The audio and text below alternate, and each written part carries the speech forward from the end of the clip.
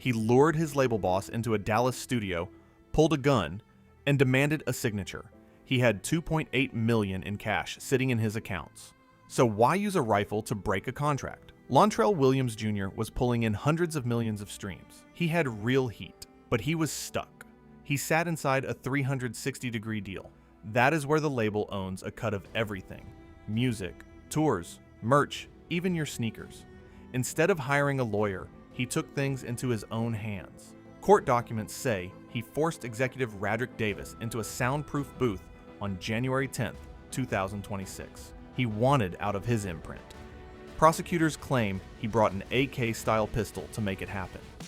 He bypassed every boardroom and went straight to physical force. His single hit, number 1. He had the momentum that usually buys total freedom. But behind the diamond chains, his operating leverage, meaning owning the whole pipeline, was completely zero. He did not control his distribution. The label did, and you cannot shoot a corporate contract.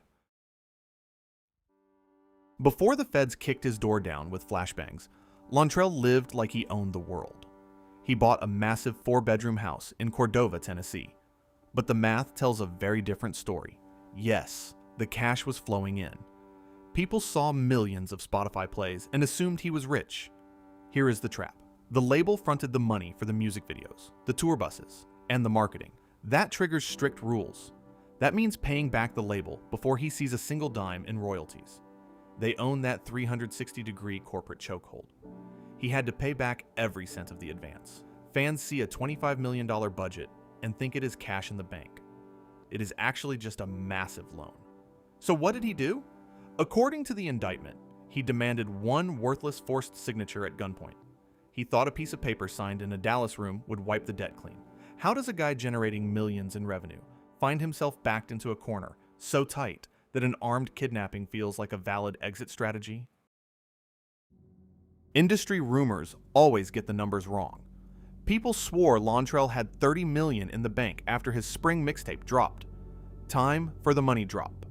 3 numbers: $2.8 million in liquid cash reserves, a 360-degree corporate chokehold, and one worthless forced signature at gunpoint. So what's Lontrell's real net worth? Drop your guess in the comments. We'll show you the real number in a minute. Let's look at the actual ledger from his federal pre-sentence reports. His massive gross revenue was getting sliced to pieces. First, the government takes a 37% cut right off the top. Then, you factor in management fees. Agents and lawyers pull another 15 to 25%. And that does not even include the catastrophic cost of fighting a federal case. He had to pay a whole team of defense attorneys in Texas. A luxury lifestyle burns through cash fast. Buying custom diamond pendants and a brand new Mercedes-Benz does not leave much for legal retainers. His money was bleeding out across multiple states. Every dollar he made was already promised to someone else. He walked into that Dallas studio, fully believing the weapon gave him the ultimate upper hand. He thought street rules applied to boardrooms. He was completely wrong. Corporate music contracts are structurally bulletproof. They contain ironclad failsafes built explicitly to protect the investors. The most dangerous one is the morality clause. Your standard label deal has a morality clause. Get arrested, they freeze your money, period. If an artist brings severe disrepute to the brand, the label can just suspend royalty payouts indefinitely. By starting an armed confrontation with the chief executive, he did not void the contract. Filings show he actually triggered the exact clause that let them legally choke off his cash. The label did not need a gun. They had an army of corporate attorneys in New York ready to freeze his accounts. He handed them the perfect excuse to lock up his assets. It is a brilliant, ruthless trap. He thought holding a weapon made him the boss. But true power is a 60-page legal document you cannot read. By April 2026, the fallout was absolute. Building managers in Frisco, Texas handed him an eviction notice for his luxury high-rise condo. He lost his home base. But the real damage hit his main income source. Touring was his wealth engine, bringing in the fast cash. Once you get locked up in a federal detention center, the tour dates vanish. No tour, no cash. Game over.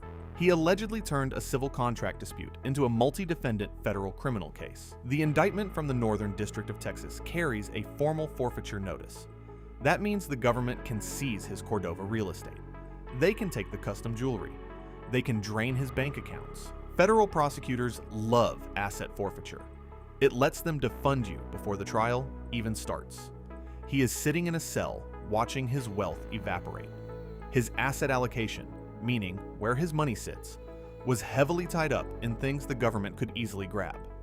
He traded a bad business deal for a potential life sentence. But here's the thing nobody saw coming, and it triggered an intrinsic vulnerability that is actively draining his last reserves. Federal judges do not care about your Billboard chart position. They only care about what you actually own on paper. Let's answer the central mystery. Why risk a lifetime of freedom for a signature? Because he had no idea how to legally access his own wealth. He felt trapped by the math. Here is the final breakdown. His illiquid assets, like the Cordova house and the cars, sit around $856,000. His liquid assets, meaning cash and stuff he can sell fast, hit $2.8 million. But factor in $250,000 in compounding legal liabilities. His net worth equals liquid plus illiquid assets minus total liabilities, which comes to exactly $3,449,446. The liquidity ratio is high, but the quality is terrible because the federal government might seize all of it. He generated massive cultural influence, but he traded his freedom for an illusion of control. The money was real, but the leverage was fake. Everyone thinks physical dominance guarantees power, but complex corporate paperwork will always outgun street-level leverage. As always, the system is designed to win. To the members of the Capital Logic Network who support our channel and make this possible, thank you for everything.